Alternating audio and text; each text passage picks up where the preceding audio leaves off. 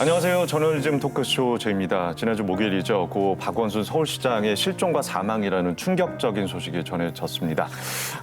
오늘 저널리즘 토크쇼 제2에서는 고 박원순 서울시장의 죽음을 바라보는 엇갈린 시선들 속에서 이 사안을 장사 속으로 활용하는 언론의 보도 행태에 대해서 짚어보도록 하겠고요.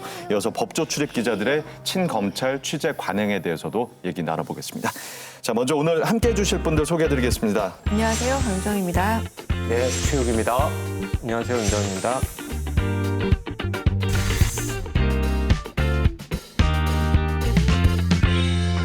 KBS의 찐 기자 이지은 기자도 함께합니다. 어서 오세요. 네, 안녕하세요. 이지은입니다.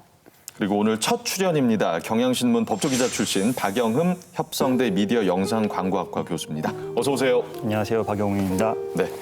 자, 이 방송은 KBS 1TV, 마이케이 웨이브, 유튜브, 페이스북을 통해서도 만나실 수 있습니다.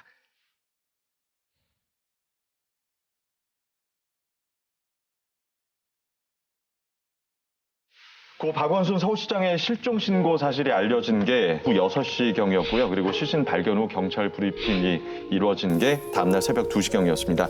그 사이 불과 8시간 동안 쏟아진 언론 보도가 2,300여 건에 달했습니다. 언론의 무리한 실시간 중계 보도 어떻게들 보셨습니까? 시민들이 충격에 빠져서 적극적으로 정보를 찾고 추구하는 그런 시점이었기 때문에 언론 입장에서는 어쩌면은 이런 상황을 어떤 큰 장이 섰 시점이다라고 판단을 했을 것 같습니다. 장이 섰을 때 최대한 물건을 많이 팔아야 하는 장사꾼들처럼 언론은 최대한 클릭을 유도하고 시청률을 끌어올리는 데 집중을 한 것이죠.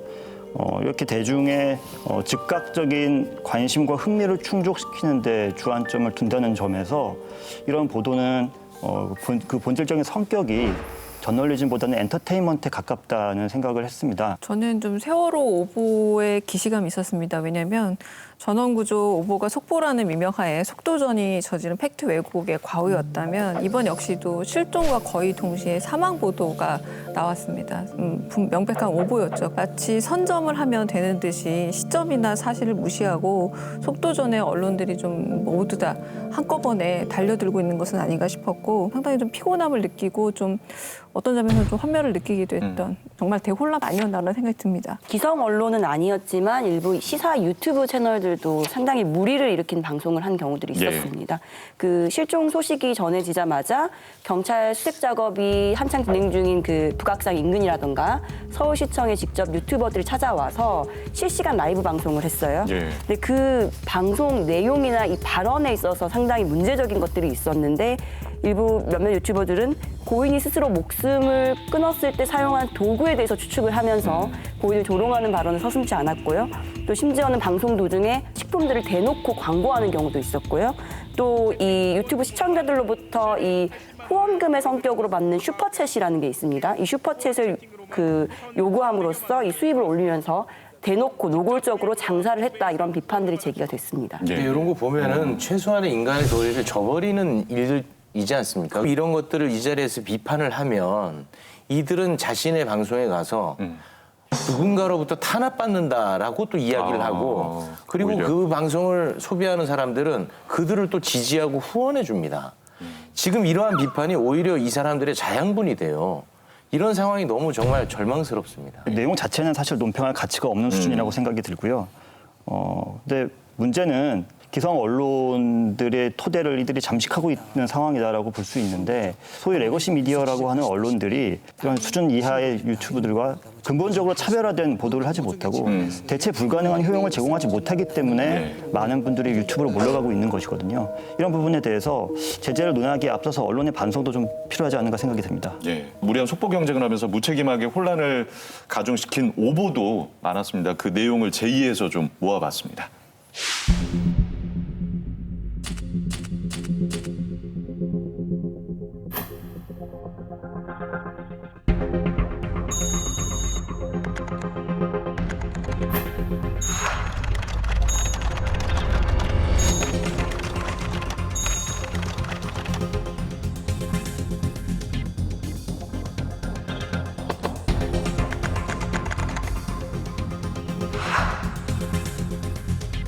경찰은 자택 내에서 유서가 발견된 점을 들어 극단적 선택을 하러 떠났을 가능성을 배제하지 않고 수색에 집중하고 있습니다.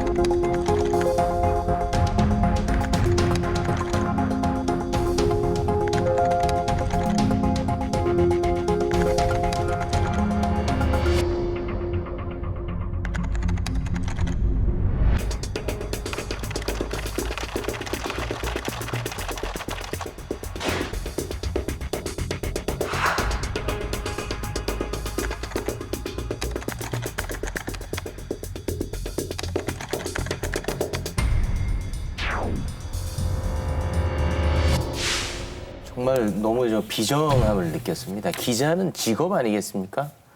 기자이기 전에 사람입니다. 1,000만 시민의 시정을 책임지는 사람이 갑자기 사라져버린 거예요. 그러면 당연히 너무 걱정되죠. 시간이 지날수록 그 걱정은 더 증폭됩니다.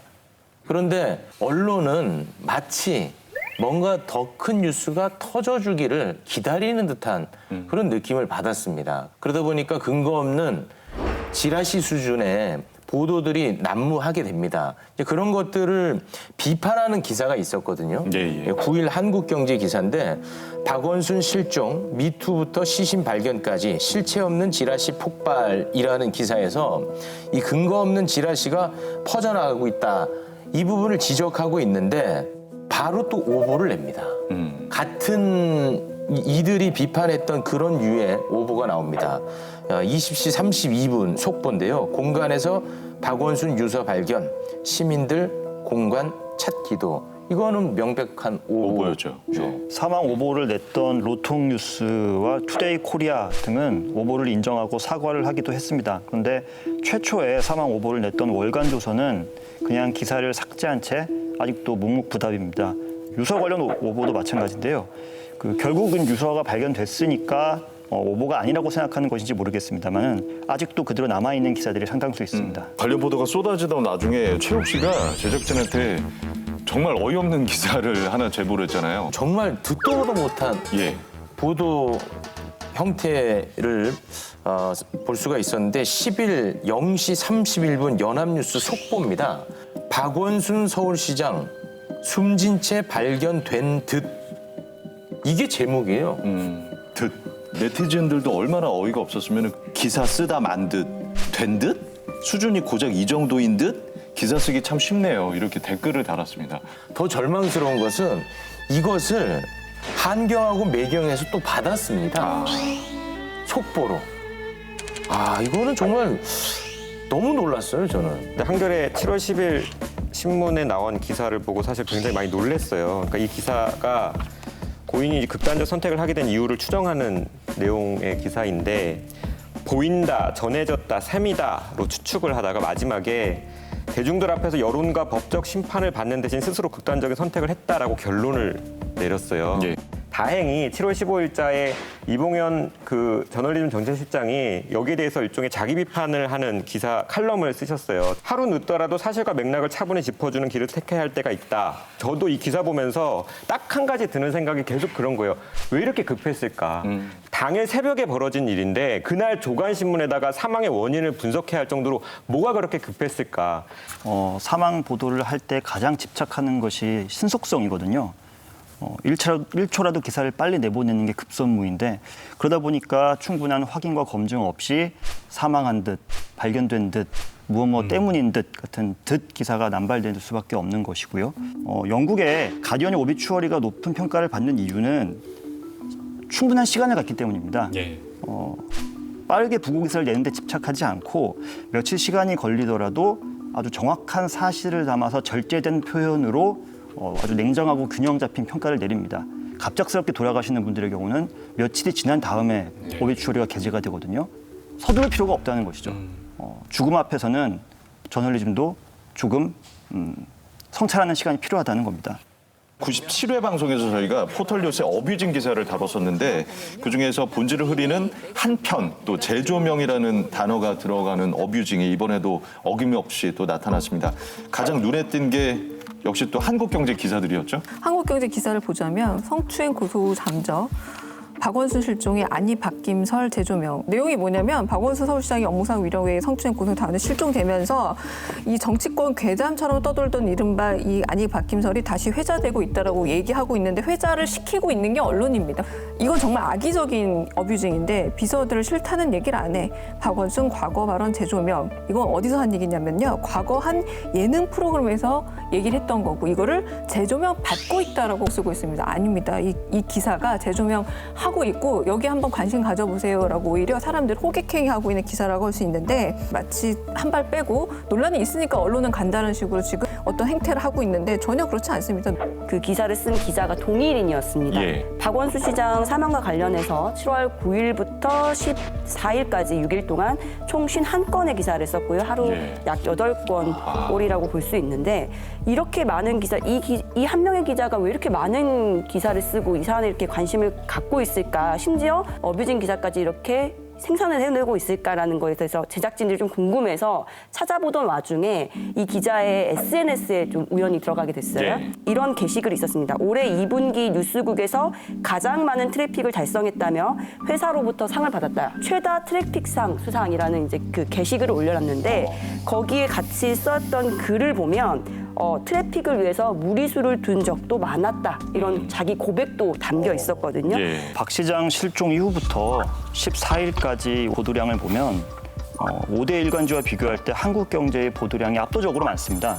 그런데 그 내용을 하나씩 뜯어보면 박 시장과 관련해서 꼭 알아야 할 정보는 거의 없고 알지 말아야 할 정보들이 오히려 더 많았다는 생각이 들었습니다. 실제로 이 편집국의 방향이나 분위기가 이렇습니까? 라고 문의를 했더니 이 한국경제와 환경닷컴이 사실상 이제 계열사이긴 하지만 분리되어 있는 체제로 운영이 되고 있고 환경닷컴 같은 경우는 완전히 자급자족 방식으로 운영을 하고 있기 때문에 거의 돈이 되는 기사 이거 위주로만 만들고 있어서 그런 문제가 있다라는 거를 그 한국경제 기자들도 인식을 하고 있더라고요. 한국경제랑 환경닷컴이 다르다 굉장히 비겁한 얘기인 것 같아요. 그러니까 한국경제라는 식으로 저렇게 노출된다라는 걸 그 기자들이 모를 리 없어요.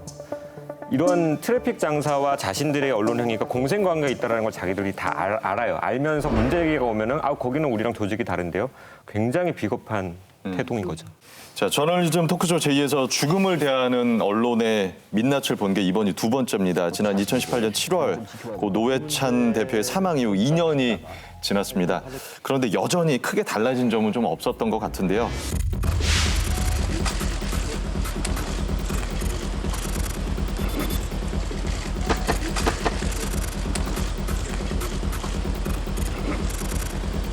사인을 좀 더 조사하셔야 되겠지만 목을 맨 건가요? 떨어진 건가요? 발견 당시 상태에 대해서 좀 더 구체적으로 말씀해 주세요. 고인과 유족의 명예를 고려해서 그리고 상세한 그런 현장 상황에 대해서는 설명해 드릴 수 없는 점을 양해해 주시기 바랍니다. 외모가 심하게 손상됐나요, 그럼? 아니, 그걸 분명히 얘기해 주세요. 외모로 확인할 수 있습니까? 심하게 손상될 이유가 뭐가 있나요, 외모가? 지금. 심하게 손상됐다는 말씀 드린 적은 없습니다. 그러니까 외모로 확인할 수 있었나요? 소지품 말고 외모로 확인할 수 있었나요? 외모 확인도 가능합니다.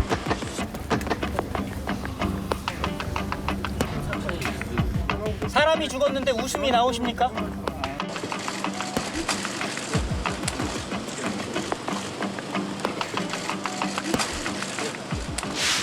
자살보도 권고기준 3.0을 보면 구체적인 자살 방법, 도구, 장소, 동기 등을 보도하지 않는다라고 되어 있고 사실 이게 가장 강조되는 권고기준이라는 생각이 들거든요. 그런데 방금 보신 질문에는 구체적인 자살 방법, 고인이 발견되었을 때 심지어 그 시신의 모습까지 질문을 했어요. 아 진짜 너무 화가 나는데 저희가 이제 언론 비평을 하면 많은 기자분들이 열심히 일하는 기자까지 기레기로 넘기지 마라 이런 비판의 목소리 많이 내지 않았습니까?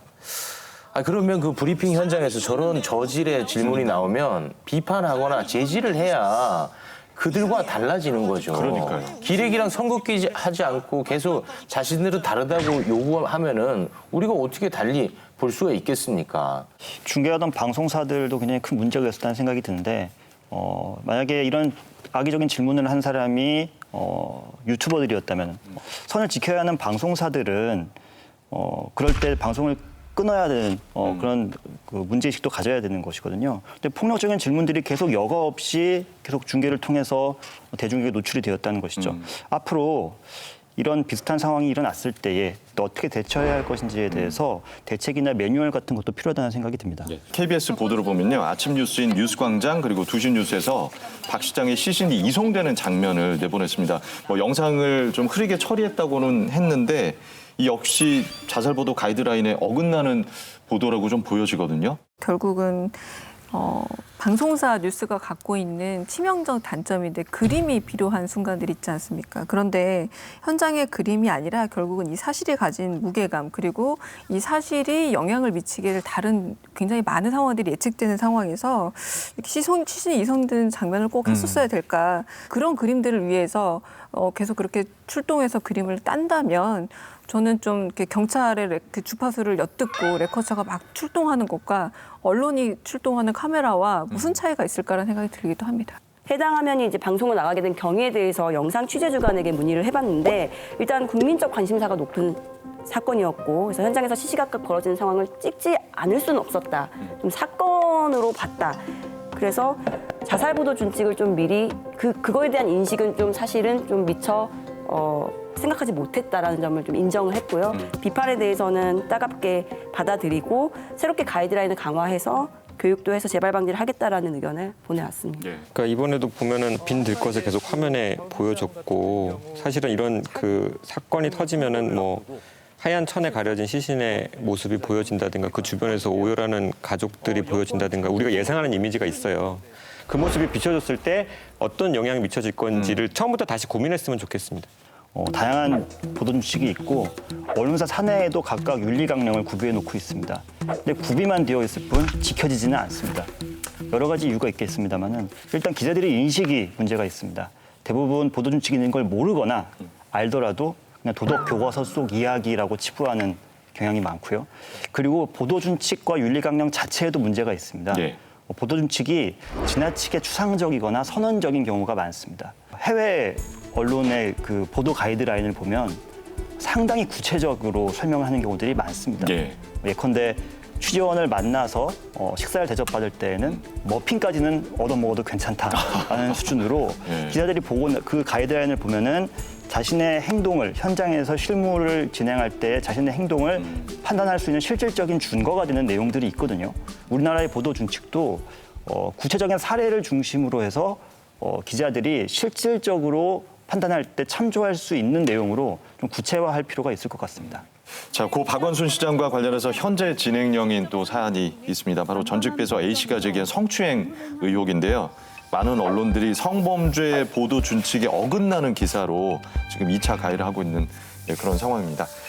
조선, 국민, 세계일보 등이 따옴표 제목을 단 내용들을 보면은 고소인의 대리인이 기자회견에서 직접 했던 말들이에요. 그게 2차 가해가 너무 많고 이제 음모론이 확산되기 때문에 그것을 우려해서 구체적인 고소 내용을 전달한 것이지 이런 식으로 그 내용들이 직접 제목으로 인용되기를 바라면서 했던 말은 아니었던 것 같고 중앙일보 14일자 기사를 보면 박 시장이 누가 수사정보 알렸나 성추행 넘어 후폭풍 확산이라는 제목의 기사인데 고소장이 접수되자마자 피고소인 측에 그 내용이 전달됐다는 거예요. 근데 이것은 고소인의 대리인 측도 강하게 문제 제기한 지점이라서 분명히 짚고 넘어가야 될 부분은 맞습니다. 그런데 그 옆에 걸린 그림이 집무실의 그래픽이에요. 그러니까 기사 본문이랑 전혀 관련이 없어요. 그래서 고소인이 주장하는 성폭력이 벌어진 장소를 그냥 자극적으로 보여줬을 뿐이다. 이거는 그냥 호기심을 자극하는 의미 이상은 없어 보였던 거죠. 언론 보도에서 2차 가해의 재료가 되는 부분들이 상당히 많았던 것 같습니다. 몇 년부터 몇 년까지 박 시장의 비서를 재직했다는 사실이 언론을 통해서 알려졌는데 그러한 것들이 피해자의 신상을 확인해서 2차 가해를 가하는 사람들에게 많은 정보를 제공해 준 측면이 있거든요. 그런데 언론들은 어떤 고민도 없어 보여요. 그저 뉴스거리가 생겨나서 흥분되어 있는 그런 모습인 것 같습니다. 갈등을 좁히기는커녕 이제 갈등을 조장하고요. 그리고 갈등 조장이 성공해서 싸움이 나면 그 싸움을 마치 구경하는 듯한 모습을 보여주고 있는데 서울신문 7월 12일자 추모 먼저 진실 우선 박원순 조문 광장을 둘러 갈랐다. 조선일보 7월 12일자 박원순은 맑아서 피해자 2번 울리는 목소리들. 한경 7월 13일자 박원순 시장 죽게 만든 X 지옥 가길 일배 뺨치는 지지자들. 계속 싸움 붙이고요. 싸움 나면 지켜봅니다. 사실을 전달하고 의혹을 전달하는데 뭐가 문제야라는 식으로 또 한 번 발을 빼고 있지만 전혀 그렇지 않다는 생각이 들고요. 무엇보다 굉장히 여기에 대해서 의견이 나뉘고 있는 것도 사실이고 다양한 의견이 있는 것도 사실인데 언론이 취사 선택해서 또 다른 논란을 일부러 만들고 있고 후폭풍이라는 걸 제대로 조명한다기보다 후폭풍을 어떤 방식으로 만들어야 된다라고 가이드라인까지 좀 제공하고 있는 형국이기 때문에 의견을 현상으로 만드는 건 바로 언론인이 맞습니다. 애도냐 진상규명이냐, 고인 추모냐 고소인 뭐냐, 그러니까 이거를 양립 불가능한 문제처럼 얘기하고 있다라는 거예요. 그러니까 양립 가능하고 양립해야 되는 문제잖아요. 근데 저는 이것의 양립을 방해하는 가장 큰 요인이 양극단에 있는 나쁜 발언들이었다고 보는데, 가령 고소인의 신상을 털겠다고 나서는 사람, 혹은 고인의 죽음을 조롱하는 사람들. 그럼 언론은 그들의 발언을 잠재우는 역할을 해야죠. 당연히. 그런데 오히려 그 발언들을 키우고 있는, 그래서 갈등을 고조시키는 양상이 드러났던 것 같아요. 관련해서 좀 참고할 만한 기사가 있죠. 그 외신 기자인 BBC의 로라 비커 기자가 쓴 기사가 있는데요. 박원순 시장이 시민운동가로서 그리고 행정가로서 어떤 공을 쌓았는지 이렇게 쭉 객관적으로 보도를 했었고, 거기에 덧붙여서 그 성추행 의혹과 관련돼서도 그 의혹을 잠재우려고 하는 그 주변의 측근들이라던가 어떤 정치 세력들에 대해서 따끔하게 비판하는 이야기를 담았거든요. 예. 국내 언론들도 이런 기사를 쓸 수 없을까. 단순히 지금 어떤 식으로 성추행이 일어났는지, 어디에서 일어났는지, 어떤 방식으로 일어났는지 집중하기보다는 박원순 시장의 이 공과를 다 다루면서 앞으로 우리가 뭘 더 지향을 해야 될 것인가를 담는 기사가 나왔으면 좋겠다라는 생각이 들었습니다. 어떻게 중심을 좀 잡아야 할지 언론도 사실 갈피를 못 잡고 있는 그런 형국입니다. 최소한의 보도 윤리를 좀 지키기 위해서 기자와 언론사들이 어떤 것부터 좀 시작하면 좋을까요? 재발 방지에 집중하는 게 답이라는 생각이 들어요. 지금 시점에서 재발 방지라는 것은 결국 진상 규명이라고 보고요. 이번 사안도 개인의 문제로 접근할 사안이 아니라는 생각이 자꾸 들거든요. 그러니까 어떻게 고소 사실이 바로 피고소인 측에 알려질 수 있었냐. 그다음에 고소인은 피해 사실을 서울시 안에서도 호소를 했다고 했는데 왜 아무도 알지 못했냐. 혹시라도 조직적인 은폐가 실제 이루어졌거나 이루어질 수 있는 구조가 있지 않았겠는가라는 질문에 언론이 답을 찾아줬으면 좋겠고, 그래서 정말 다시는 이런 일이 벌어질 수 않는 그런 보도를 해줬으면 좋겠습니다. 우려되는 부분을 네. 하나 좀 말씀드리고 싶은데, 진상규명 과정에서 이 언론의 분탕질이 너무 걱정돼요. 그런 과정 속에서 고소인에게도 상처가 될 수 있고 고인에게도 상처가 될 수 있고, 그리고 우리 사회 갈등을 굉장히 증폭시키는 쪽으로 가지 않을까. 저는 굉장히 언론의 역할이 중요한 지점이라고 생각하거든요. 뭐 한국 사회와 한국 언론의 가장 심각하고 근본적인 문제가 정파성이라고 생각합니다. 모든 문제를 정파적인 이해관계와 진영 논리에 따라 접근하는 그런 경향이 있는데, 언론이 정파 싸움의 한 당사자가 되다 보니까 이런 문제들이 많이 발생하는 것 같습니다. 저는 세월호 참사 이후에 이 언론의 보도 윤리를 바라보는 시민들의 눈높이가 바뀌었다고 생각을 하거든요. 그런데 아직 기자와 언론사들만 그 사실을 모르고 있다는 생각을 합니다. 기자들은 여전히 언론 윤리는 부차적인 것이고 바쁘고 다른 사정이 있으면 희생하거나 포기해도 좋은 것이라고 생각하는 경향이 있습니다. 이런 생각을 하루빨리 버려야 변화가 가능하다는 생각이 듭니다. 고인 예우, 그다음에 유가족 배려, 피해자 보호, 이 세 가지를 지금 언론이 기자들이 지키고 있는지에 대한 생각을 했었거든요. 비슷한 사건이 발생했을 때 고인을 예우하는 기자, 유가족을 배려하는 기자, 피해자를 보호하는 기자가 단순히 어떤 현장에서 그림을 더 잘 포착해서 찍어오는 기자, 사건의 어떤 깊숙한 내막을 아직 확인되지 않은 정보인데도 뭐 찌라시라던가 어디서 받은 글을 빨리 퍼나르는 기자들보다 그런 윤리를 지키는 기자들이 더 많이 이렇게 인정받는 그런 조직 문화가 됐으면 좋겠다라는 바람이 있습니다. 네. 이 고인, 유가족, 그리고 고소인 이 세 사람이 선택의 문제가 아니라는 거예요. 이 세 사람의 윤리라든가 인격 문제를. 근데 마치 언론이 셋 중에 하나를 선택해서 어딘가 줄을 서는 듯한 형국이 자꾸 만들어가고 이게 저는 갈등의 소지라고 생각하는 겁니다. 충분히 셋 다 존중할 수 있습니다. 그리고 셋 다 존중하는 것이 언론이 어렵지만 지켜야 되는 윤리의 최저 노선, 마지노선이 아닌가라는 생각이 듭니다. 너는 나의 다운타운 베이비야. 너의 눈은 밤하늘의 별이야. 매일마다 꾸고 싶은 꿈이야. 그동안 꾸준한 논란을 일으킨 법 백조 기사의 관행 문제 오늘 더욱 심도 있게 짚어보도록 하겠습니다. 검사 출신이시죠? 이현주 변호사 오늘 특별히 또 함께하십니다. 어서 오세요. 네, 안녕하십니까. 반갑습니다. 네, 요즘 뭐 방송 출연도 잦으시고 방송 나올 때마다 함께 일했던 동료들이 있는 검찰을 엄청 저격하고 계시잖아요. 거기 이제 검찰을 사랑해서 그런 거겠죠? 사랑하기 너무 두려운 조직이잖아요. 무섭죠. 검찰의 표적에 대해서 억울하게 당하신 분들이 너무 많고 타인이 아니고 우리한테도 닥칠 수 있는 일이라고 생각하면 검찰이 바르게 서는 게 우리 모두의 이슈니까요. 그렇게 생각하고 있습니다. 네. 먼저 지난주에도 살펴본 채널A 검언유착 수사와 관련해서 언론에서 여전히 추미애 법무장관과 윤석열 검찰총장의 대립각에만 열을 올리고 있는 보도들을 쏟아내고 있습니다. 근데 거기서 쓰는 단어들을 보면 거의 격투기 중계 쓸 법한 단어들입니다. 대놓고 때렸다, 단칼에 내쳤다, 걷어찼다. 과연 이 대립이 싸움이라고 이야기해도 되는 것인지 저는 그것도 일단 좀 궁금하고요. 그리고 정말 중요한 핵심이 묻힌 건 아닌가 이런 걸 한번 좀 짚어볼 필요가 있어 보입니다. 이 최근에 유행하는 언론의 유행어가 때리다더라고요. 무엇보다 또 저는 윤석열 총장을 영웅화하는 정치적 맥락까지 보인다라는 겁니다. 피해자 내지 박해자 이미지라는 게 영웅화가 굉장히 필수적인 조건 중 하나거든요. 그런 부분에서 있지도 않은 어떤 박해의 어떤 프레임을 씌운다라던가 그리고 검언유착 의혹에서 시작된 거잖아요. 어떻게 하면 투명하게 수사할까를 전 당연히 외청의 어떤 장인 검찰총장과 그리고 법무부의 장관이 머리를 맞대고 논의할 수 있는 문제로 생각하는데 굉장한 대결 구도처럼 얘기를 해서 본말이 사라져버리고 이게 무슨 문제야? 그 두 사람의 갈등 문제야라고 위치 이동을 해버리는데 결국 검언유착이나 이 의혹에서 시작된 그 당사자들만 이익을 보는 게 아닌가라고 좀 우려스럽습니다. 듣고 보니까 이 때리다라는 표현 이 자체가 좀 흥미롭게만 느꼈는데 이 표현을 씀으로써 누군가는 가해자가 되고 누군가는 바로 피해자가 돼버리는군요. 게다가 폭력적입니다. 아, 폭력적이니까요. 뭐 때리다도 있었고 죽이다도 있었죠. 검찰 죽이기. 그 경향신문 7월 9일자 기사, 뭐 추 장관의 사실상 백기투항 요구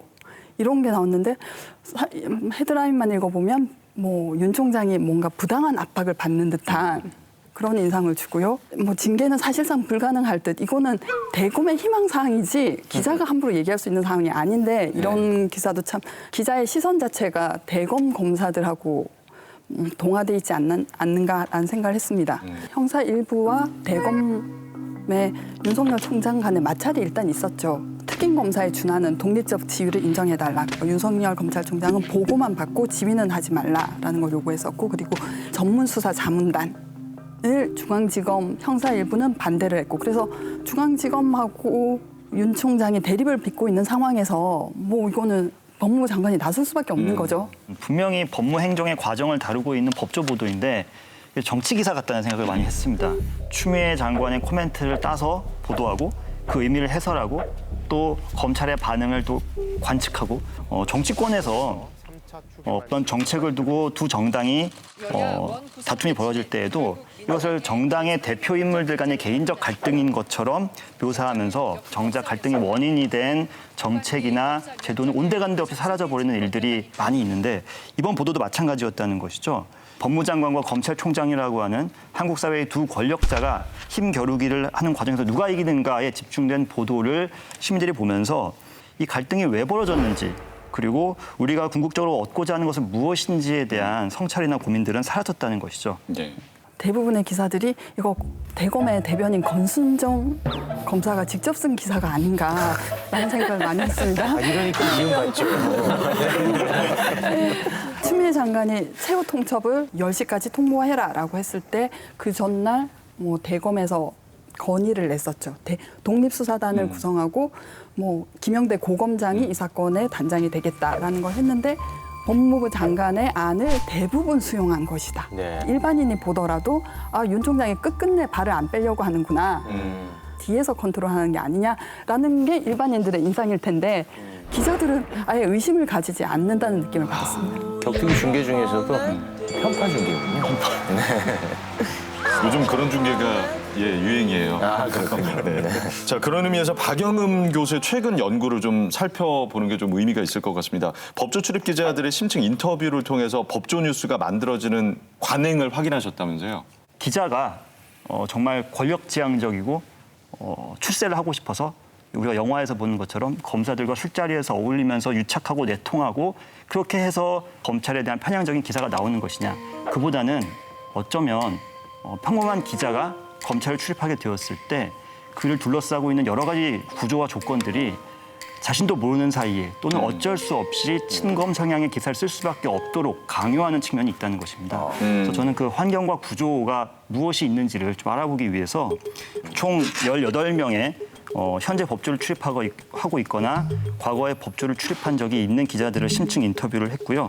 법조를 출입한 지 얼마 안 된 젊은 기자부터 만 15년 이상 법조를 출입한 베테랑 기자까지가 다 포함되어 있었습니다. 네. 괜히 그 논문까지 쓰셔가지고 귀찮게 저도 이제 논문을 읽게 됐는데 37장이나 되더라고요. 예. 읽다가 중간에 좀 포기하긴 했습니다. 그런데 그 인터뷰 내용이 굉장히 그 솔직하더라고요. 네, 이게 사실 이게 끌어내기가 쉽지 않은데 인터뷰가 조작이 아니라면 그 끌어내는 능력이 정말 대단하신 것 같아요. 조작은 아니겠죠? 네, 당연히 아니고요. 어쩌면 기자들도 네. 그렇게 좀 내면의 어떤 고민들을 솔직하게 풀어낼 어떤 대상을 기다리고 있었는지도 모르겠습니다. 너무 솔직한 얘기들이 많이 나와서 이게 내적인 갈등이 있구나. 참 이런 식으로 검사들 개개인도 좀 왜 그렇게 사건을 엉터리로 하는지도 좀 누가 심층적으로 연구를 해줬으면 좋겠다. 언론 관련해서 이쪽에 논문 쓰셨으니까 검찰 관련해서 논문 하나 쓰시면 되겠네요. 하고 싶은 말만 하시네요. 내용을 좀 몇 가지 살펴보겠습니다. 먼저 피의 사실 보도, 즉 언론이 압수수색, 소환 조사, 구속영장 청구 같은 단계별로 수사를 생중계하는 것에 대해서 기자들도 이건 좀 부정적이다라고 밝혔습니다. 그런데 생중계 보도를 쏟아낼 수밖에 없는 이유를 보니까 지면 비우기라고 얘기를 했어요. 굉장히 그 솔직합니다. 권력형 비리 수사 의혹 제기가 되었다 그러면 모든 언론이 면을 잡아놓고 시작한다. 종합 1면 톱, 종합 3면, 종합 4면 톱. 67명의 기자가 만자를 채우기 위해서 오후 5시까지 기사를 맡기 위해서 정말 피가 마르는 노력을 한다. 이렇게 정말 솔직한 인터뷰 내용이 담겨 있습니다. 짧은 시기였고 이제 그만둔 지 오래됐기도 했지만 잠시나마 언론사에서 근무했던 경험을 잠깐 드리자면 저는 2009년도에 경향신문 법조기자로서 대검 출입을 했었습니다. 2009년 5월은 노무현 전 대통령께서 서거하셨던 시기거든요. 저는 당시에 그 대검을 출입하면서 그 검찰 브리핑을 무비판적으로 받았었던 기자 중에 한 사람이었습니다. 그리고 그 사건은 제가 기자를 그만두게 된 데 상당히 중요한 계기가 되었던 사건이기도 했고요. 그래서 뭐 제가 오늘 이 자리에서 당시 보도에 대한 변명을 할 생각은 전혀 없고요. 긴 시간 동안 반성을 하면서 저는 계속 스스로에게 그런 질문을 던져야 했습니다. 왜 나는 그러한 보도를 할 수밖에 없었는가. 근데 당시 기억을 좀 더듬어 보면 정말 매일 아침마다 지면 계획이 나오는데 1면부터 3면, 3면에 완전히 다 비어 있습니다. 이 태평양 같은 지면을 2~3명의 검찰 출입 기자들이 하루 종일 취재하고 작성해서 메워야 됩니다. 근데 취재를 할 시간이 없습니다. 그래서 검찰 브리핑을 받아 쓴 다음에 그거에 대한 추가적인 확인과 검증 없이 단순히 물리적으로 기사를 집필하는 데만도 마감 시간이 다 되거든요. 그리고 저녁 시간대가 되면은 또 경쟁 언론사에서 단독 뉴스들을 또 쏟아냅니다. 그럼 그걸 또 확인해야 돼요. 받아 써야 됩니다. 그래서 하루 종일 이렇게 쳇바퀴 굴러가듯이 아주 강도 높은 노동과 스트레스에 시달리다 보면은 내가 지금 무엇을 하고 있고 왜 이것을 하고 있는가에 대한 고민과 성찰을 할 수 있는 조금의 여유도 사실은 없습니다. 그래서 물론 그렇다고 해서 그러한 보도를 한 기자들의 어떤 행위들을 면죄부를 줄 수 있는 것은 아닙니다만은 우리가 결국 궁극적으로 언론을 변화시키고자 한다면 그런 부분들을 바꿔 나가는 노력들도 필요하다는 것이죠. 뭐 기자들이 편하게 이렇게 특종, 단독 요걸 주워 먹는 걸 참 좋아하는구나. 일을 안 하나 왜 안 하지 이렇게 생각했는데 이렇게 많은 기사들을 뭐 쏟아내서 클릭수 장사를 하고 이게 압박이 크다는 건 몰랐죠. 논문 보다가 되게 허탈해졌어요. 그러니까 경제적 요인이라는 거예요. 클릭수가 높기 때문에 그렇다. 그러니까 저는 그래도 조금 고차원적인 이유가 있을 줄 알았는데 속자들 입장에서는 좀 억울할 수도 있을 것 같아요. 왜냐하면 보고 싶어서 보냐는 거죠. 그러니까 세상에 우리나라의 어느 언론 수용자가 아침에 신문 기사 펴면서 오늘은 우리나라 검사들이 어떤 수사를 했을까 이거 궁금해서 보는 사람이 누가 있습니까? 그냥 오늘은 또 어떤 소식이 있을까 이렇게 신문을 폈는데 검찰 뉴스가 계속 나오니까 아 우리나라에서 우리가 제일 관심을 가져야 되는 뉴스는 이거구나라고 오히려 역으로 생각을 한다는 거예요. 언론사들이 독자적으로 자발적으로 뉴스 가치를 고민하고 창출하지 않고 그냥 관행적으로 해왔던 것이 지금 이 상황의 좀 큰 원인이 아니었을까라는 생각이 들어요. 결국은 한 A4 7장 정도 되는 기사를 실는데 제가 본 거의 같은 기사거든요. 일면에 실은 거 주원부원하면서 2면, 3면 실고 이렇게 되는 게 대부분이지 그 새로운 정보들이 꽉 채워져 있을 때 이 만자가 의미가 있는 거지 같은 얘기를 실어서 무슨 의미가 있습니까? 그럼에도 불구하고 여기에 대해서 어떤 언론사도 반성적인 태도를 취하는 언론사가 없다는 거예요. 일단은 채워야 한다. 왜? 다른 언론사들도 이렇게 채우고 있으니까. 기자들의 이런 보도 관행이 수사에 어떤 영향을 미치느냐 좀 생각해 볼 문제인 것 같아요. 그러니까 조국 전 장관 보도에서도 이제 정경심 교수가 강남 빌딩주가 되고 싶어 이런 문자 공소 범죄 사실하고도 관련 없는 거고 근데 이미 그렇게 지연 말단적이고 이런 파편적인 보도가 막 이루어지면 무슨 짓이라도 했을 거야라는 인상이 나긴 되죠. 그리고 판사들도 영향을 받죠. 판사도 사람이니까. 특수부 검사 출신인 어떤 변호사가 말해준 일화가 있습니다. 부장이 와서 쪼아가지고 이 사람이 엮여들어가야 전체 그림이 된다라고 해서 본인도 괴로운데 판사님이 잘 구속영장 기각해 주시겠지 라면서 구속영장을 청구했는데 이미 웅단폭격식 보도 이루어지고 검사의 예상과는 달리 영장이 나왔다는 거예요. 자신 없이 쓴 그 범죄 사실을 공소 사실로 해서 기소를 했지만 유죄가 나오는. 그러니까 검사들도 경험적으로 이거 보도 때리면은 영장도 잘 나오고 판사도 무죄 못 쓴다라고 생각한다는 거예요. 네. 보도 경쟁이 너무 치열하니까 주요 취재원인 검사들, 이 검사들과의 기형적인 관계가 저절로 형성이 되는 것 같습니다. 그러니까 출입처하고 기자 간이 이제 공생 관계라는 건데 저는 이게 또 출입처뿐만 아니라 상위 권력 기관에 대한 수능이라고 보여져요. 그런 부분에서 제일 심각한 게 검찰에 단맞춰보는 기자들의 문제가 아닌가 싶습니다. 가령 좀 KBS 자유롭지 못한 김병로 PB 사건도 거기에 걸려드는 문제 아닐까 싶은데 일단 취재원을 만나서 질문하고 거기서 얻은 답도 왜 최종적으로는 검찰이 마찬가지로 그 이해관계 당사자였을 순간조차도 검찰에게 최종적으로 답을 확인받는 것. 진실을 말하는 기관이다라는 게 암암리의 머릿속에 있기 때문에 이런 일이 벌어지지 않나라는 생각이 들기도 합니다. 네. 그 인터뷰했던 기자들 중에 많은 기자들이 지금 얘기하셨던 검찰은 진실만을 말하는 조직이다라는 인식을 은연중에 가지고 있었던 고백을 했습니다. 관행에 대해서 스스로 반성하고 있는 기자들도 있고요. 근데 기본적으로 정보의 비대칭성 때문에 생기는 측면이 있습니다. 법조라는 곳이 기본적으로 폐쇄적인 성격을 가지고 있는 데다가 다른 어떤 출입처와 비교할 때에도 언론이 정보를 독점하고 있는 취재원과 갑을 관계를 형성할 수밖에 없는 종속적 을이 될 수밖에 없는 그런 구조가 있습니다. 제가 법조 기자들을 만났는데 동료 검사나 부하 검사들은 굉장히 인격적인 면이든 수사 능력에서든 낮게 평가하는 어떤 분을 너무너무 칭송하는 거예요. 그래서 왜 그런가 했더니 그냥 수사 상황을 생중계하시는 항상 블루투스 이어폰을 끼고 생중계하시고 정말로요? 네. 그리고 소환된 피의자가 태청하는 시각을 알려줘서 그림을 좋게 잡을 수 있도록 검사가 수사상의 그 할도를 뚫기 위해서 확인되지 않은 정보를 무차별하게 흘리는 경우도 많지 않습니까? 박 교수님도 2009년에 그 보도를 얘기하셨지만 논두렁에서 이미 우리 언론은 처박힌 거죠. 피의자를 일단 심리적으로 굴복시키는 거죠. 저항할 피의 사실을 다툴 의지를 상실시키는 그런 수법으로 그 자잘한 사실들을 많이 흘리죠. 똑같이 사실 검찰발 기사를 써도 사안에 따라서 선과 악으로 극명하게 나뉘는 기사들도 분명히 있거든요. 예, 많은 기자들이 인터뷰를 하면서 그런 이야기를 했습니다. 조국 사건 보도 때와 국정농단 보도 때 똑같이 검찰 수사를 중계하고 피의사실 보도를 했는데 어떨 때는 선으로 규정하고 어떨 때는 악으로 규정하는 것은 이율배반적이다라는 지적을 하기도 합니다. 한국 사회가 정파적 대립과 진영 논리가 워낙 심화되다 보니까 이런 문제도 발생하는 것인데 사실 관행은 보수와 진보를 가리지 않거든요. 보수 언론도 진보 언론도 대체로 유사한 관행을 공유하고 있습니다.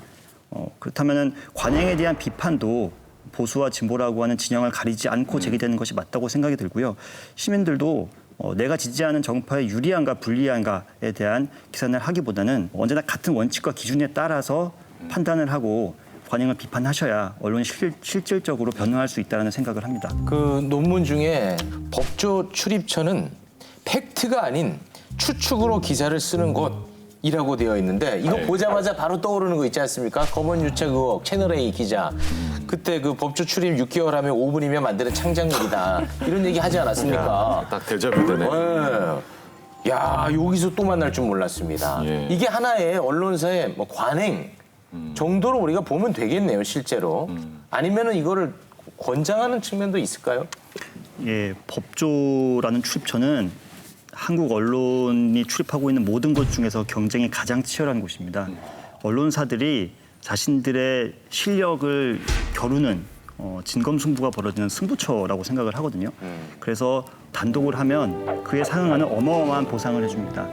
신문의 경우는 일면, 방송의 경우는 톱뉴스로 아주 크게 보도를 해주거든요. 그것은 기자에게는 또 상당한 보상의 차원이 됩니다. 자신의 기사가 여론에 막대한 영향을 미치는 것이니까요. 기자들이 확인되지 않은 상태에서 설익은 기사를 내보내고자 하는 굉장히 강한 욕망에 그 유혹에 빠지기가 쉽습니다. 검사랑 대면을 한 뒤에 마치 이제 나가는 척하면서 쓰레기통을 몰래 뒤지는 기자들도 있다라는 얘기도 있더라고요. 뭐 그런 기자가 실제로 그렇게까지 해야 됩니까? 있는지는 모르겠습니다만은 쓰레기장을 뒤지는 기자들은 있습니다. 쓰레기장을요? 네, 검찰 그 쓰레기 모아두는 곳에 예. 가서 이렇게 세절 안 된 수사 기록을 뒤지는 기자들도 있고 아주 작은 사실의 파편을 가지고 와서 거기에다가 어마어마하게 많은 이렇게 살을 붙이는 거죠. 왜 우리 어렸을 때 학교에서 진흙 빚을 때 뼈대를 만들어 놓고 진흙을 붙이지 않습니까? 예, 예. 뼈대는 아주 작은데 거기에 붙이는 진흙의 살은 굉장히 많죠. 그러니까 아주 작은 잘못만 했는데 이미 피의자는 구속을 면하기가 어려워지는 그런 상황까지 가는 겁니다. 일면이나 톱 기사가 되는 것 자체가 보상이라고 얘기를 하셨는데 놀라운 게 뭐냐면 그럼 오보는 책임을 지느냐? 그게 아니라는 겁니다. 심지어 인터뷰 내용 중에 어떤 게 나오냐면 오보로 기자상을 받았는데 그 상을 뺏지는 않더라고요. 그 언론은 감점제는 전혀 없는 것 같아요. 논문 내용 중에 그런 부분도 있었어요. 검찰 수사 과정에서 발생하는 오보는 피해 당사자가 수사받는 피의자라서 명예소송 내는 경우가 많지 않다. 오보에 따른 위험성이 덜하다. 피해자가 소송 낼 처지가 아니니까 사실은 그냥 막 쓴다는 거예요. 그러니까 왜 그 어둡고 축축한 환경에서 곰팡이가 잘 자라나잖아요. 그러니까 오보가 양산될 수 있는 여러 가지 조건들이 맞다라는 생각이 들어요. 가령 데스크에서든 뭐든 만들어 오라면서 일면 내놓고 있죠. 검찰은 의도에 맞게 정보 슬쩍슬쩍 흘리죠. 오보가 나가더라도 피해를 입게 될 당사자는 수사받고 있기 때문에 소송하기 어렵죠. 기자 스스로의 자성도 중요하지만 환경을 바꾸는 노력도 분명히 필요하다는 생각이 들어요. 네. 자, 언론이 제기한 의혹과 다른 사실관계가 드러났을 때 소극적으로 보도하는 것도 문제입니다. 지난해 정경심 교수가 코링크 피의의 설립부터 관여했다는 의혹을 여러 언론들이 보도를 했죠. 지난달 30일 1심 재판부가 조 씨의 횡령 범행 대부분을 유죄로 인정을 했는데 조 전 장관 부인 정경심 교수는 공범으로 보기 어렵다고 판단을 했습니다. 그런데 이를 보도한 기사는 굉장히 적었어요. 임장 변호사, 균형이 이게 안 맞는 거잖아요. 그렇죠? 예, 그러니까 이 사모펀드 운영사인 코링크 피의 관련해서 검찰이 제기했던 얘기는 일단은 정경심 교수가 실소유주다. 나중에는 실소유주인 조범동과 공범관계에 있다. 뭐 이런 식으로 좀 바뀌긴 했지만 그런데 조범동 씨에 대한 1심 판결의 결과는 코링크 운영에 관해서 조범동과 정 교수의 공범관계는 인정되지 않는다. 다만 이제 사모펀드 자료 삭제 지시했다는 증거인멸 교사 부분에 대해서 이제 공범관계를 인정한 건데 이게 조범동 씨에 대한 판결이라서 이 판결로 인해서 정경심 씨의 코링크 관련 혐의가 사실 아닌 것으로 밝혀졌다라고 단정할 수는 없다고 봐요. 재판이 남아있기 때문에. 하지만 초기에 검찰 주장을 다 사실인 양 받은 언론 입장에서는 그것과 완전히 다른 법원의 판결이 나왔으면 그와 비슷한 비중이라도 사실은 실어주는 게 맞는 거죠. 예. 재판 절차에서의 보도는 사실 질이 멸렬한 과정이잖아요. 뭐 1년도 걸리고 2년도 걸리고 검찰 단계에서 무분별하게 이루어진 뭐 보도를 회복할 방법이 사실 없다고 봅니다. 그렇죠. 통계에 의하더라도 그 형사 사건에 있어서 기소 전에 관한 보도가 80%, 나머지 20%가 재판 절차라는 건데 사람들이 그렇게 이 사건 어떻게 됐나라면서 그 경과를 살펴보진 않거든요. 이런 맥락에서 제기되는 대안이 공판 중심 보도입니다. 실제로 KBS에서는 법원의 시간, MBC에서는 조국 정경심 재판 라이브라는 뉴스 코너를 연재 중인데요. 예, 일단 기존에 거의 관심을 받지 못했던 법원의 공판 과정을 좀 자세하게 전달한다는 점에서 긍정적으로 평가할 만한 시도라고 생각이 들고요. 그럼에도 불구하고 재미가 없습니다.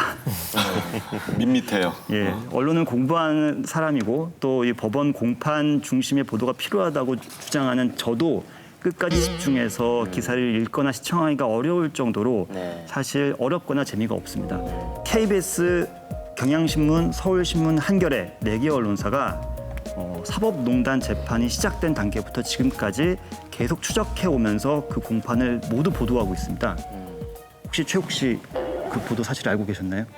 저는 오늘 초면이네요. 예, 사실 대부분 모르십니다. 이게 이 보도가 메인 뉴스 리포트를 통해서 보도되지 않습니다. 네. 그리고 신문에서도 뭐 주말판이라던가 인터넷으로만 보도가 되고 있어요. 시민들이 이런 기사를 더 흥미있게 재미있게 읽을 수 있도록 하는 언론의 노력도 중요하다는 것이죠. 네. 법원 보도를 좀 더 쉽게 이해할 수 있고 재미있게 읽을 수 있는 새로운 뉴스 스토리텔링을 개발할 필요가 있다는 것입니다. 저는 일단 의미 있는 시도라고 보기는 봅니다만 이게 법원의 시간에 대한 별명이 조국의 시간이라는 이런 비판이 있어요. 좀 더 넓게 활용하면 어떨까라는 생각이 저는 들기도 합니다. 전 이번에 미국 가지 않은 친구 있잖아요. 법원이 판단을 내려서 안 보내기로.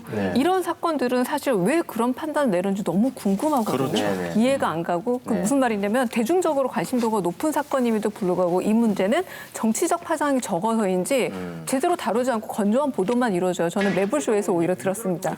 왜 그런 판단이 나오게 됐는지. 그런 지적하신 부분들을 KBS 더 라이브가 해소하고 있습니다. 이건 사실입니다. 좀 더 잘하세요. 안 가서 그러죠. 더 잘하겠습니다. 네. 그러니까 저는 이 법원의 시간을 누가 싫어할 것이냐, 법원이 싫어할 거라고 봐요. 왜냐하면 부담이 되잖아요. 그러니까 법원의 판결 내용이 보도가 되지 과정이 보도가 되지 않으니까 판사는 공정한 재판 진행에 대해서 부담을 덜 느끼는 거거든요. 그런 의미에서 검찰을 출입하는 기자들도 마찬가지인 것 같아요. 그 출입처라는 의미는 장소적인 의미잖아요. 검사들 이야기 들으라는 거 사실 아니잖아요. 그러니까 수사 대상이 피의자들 이야기 또 들으라고 사실 기자들이 거기 있는 거거든요. 피의자들 얘기를 듣기 시작하면 수사 결과만이 아니라 과정까지 사실 중계가 될 것이고 검찰은 검찰청에 출입하는 기자들 싫어할 수 있습니다. 사실 하지만 출입처와 기자들의 관계는 그렇게 만들어야 되는 게 아닌가라는 생각이 들어요. 예. 2019년에 그 검찰 공보 담당관 제도를 만들어서 수사검사가 뭐 기자들하고 직접 접촉하는 거 금지한 것에 대해서 기자들이 반대하는 이유 말입니다. 국민의 알 권리, 검찰 권력에 대한 감시 통제라고 하니까 저는 좀 납득이 안 되더라고요. 검사가 공개를 하겠습니까? 그건 사건 관련자, 피해자, 뭐 윤석열 총장 장모 사건이면 그 장모 사건의 피해자를 쫓아가서 하는 거지 검사에게 듣는 건 아니지 않습니까? 기자님들이 좀 솔직하지 못하지 않는가. 의사 한 명 알아두면 도움되는 것처럼 무소불위의 권력을 가진 뭐 기소 편의주의, 독점주의 검사 한 명 알아두면 굉장히 좋죠. 그러니까 그런 내면의 욕망의 문제를 약간 감추고 있다는 생각도 들었어요. 근데 그 말씀하시는 거 들어보니까 검찰이 불편해할 만한 내용을 하나씩 꼭 집어넣네요.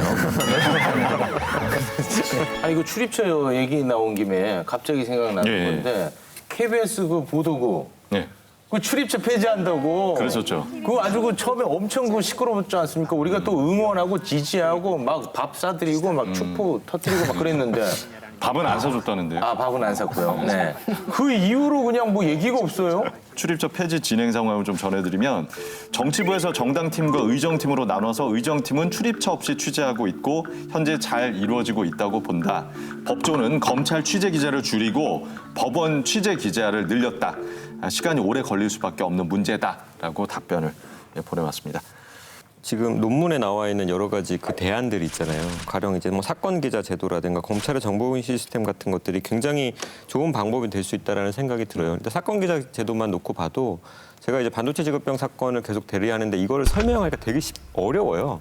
공정 설명해야 되죠. 의학적인 부분도 설명해야 돼. 근데 이걸 계속 팔로우하는 기자들은 훨씬 더 깊이 있게 보거든요. 관계도 쌓이면서 신뢰도 생기게 되고. 사건 기자 제도에 대해서는 뭐 좀 설명을 좀 드려야 될 것 좀 같은데 구체적으로 설명을 해주세요. 인터뷰를 하는 과정에서 몇몇 기자들이 제안했던 아이디어 중에 하나입니다. 네. 어떤 하나의 사건이나 이슈가 발생했을 때 그 이슈가 발생한 시점부터 이슈가 종료되는 시점까지 그 이슈의 생애 주기 전체를 기자가 따라가면서 계속 담당하는 제도죠.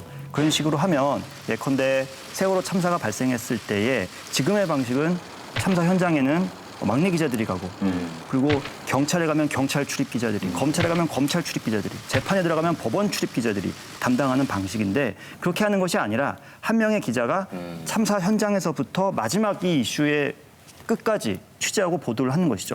그러면 말씀하신 것처럼 훨씬 더 심층적이고 전문적인 보도가 가능하다는 것입니다. 그럼 본질적으로 어떻게 해결해야 되는지 좀 궁금해집니다. 친검 기자, 검언 유착 기자.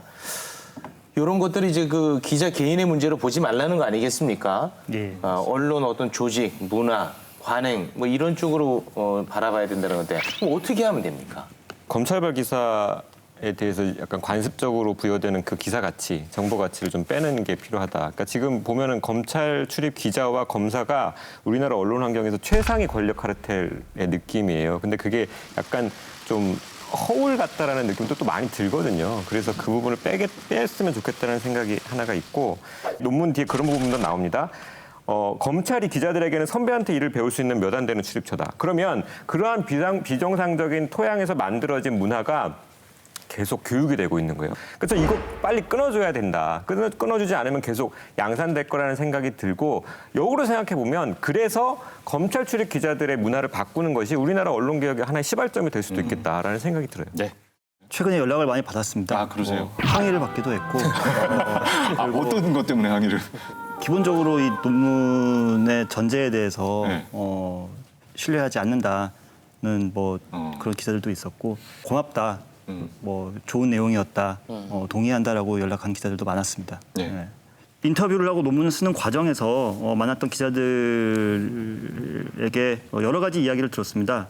이러이러한 방향으로 바뀌어야 하지만 가능성은 별로 없을 것 같다. 대안들이 비현실적으로 보인다고 하더라도 이대로 방치하는 것은 결국 언론이 공멸로 갈 수밖에 없는 길이기 때문에 어쩌면 이제 비현실적으로 보이는 대안을 선택하는 것이 어쩌면 가장 현실적인 길일 수도 있다는 생각이 듭니다. 사람이 습관을 바뀌기가 어렵듯이 언론도 관행을 바꾸는 사실 어려운 일이라고 생각이 듭니다. 하지만 지금의 어떤 위기 상황을 생각해서 좀 하루빨리 좀 변화되었으면 좋겠다라는 생각이 듭니다. 네. 저널리즘 토크쇼 제이 오늘 준비한 내용은 여기까지입니다. 이 방송은 KBS 1TV, 마이케이 웨이브, 유튜브, 페이스북을 통해서도 만나실 수 있습니다. 자, 지난 방송에서 조선일보가 올해 인턴 기자 채용 공고를 내지 않았다고 언급했는데 조선일보는 인턴을 모집한 것으로 확인돼서 바로 잡습니다. 사실 확인에 미흡했던 점 시청자 여러분께 사과의 말씀을 드리고요. 실수가 있다면 투명하게 밝히고 또 정정하도록 하겠습니다. 언론개혁 끝까지 함께하겠습니다. 다음 주 일요일 밤에 다시 찾아뵙겠습니다. 고맙습니다. We got our eyes on the prize. We're gonna do or die, never compromise. Till our name's in the sky. Together we unite, we're all gods tonight. Got our eyes on the prize. Yeah. Yeah. We got our eyes on the prize. We're gonna do or die, never compromise. Till our name's in the sky. Together we unite, we're all gods tonight. 3, 2, 1.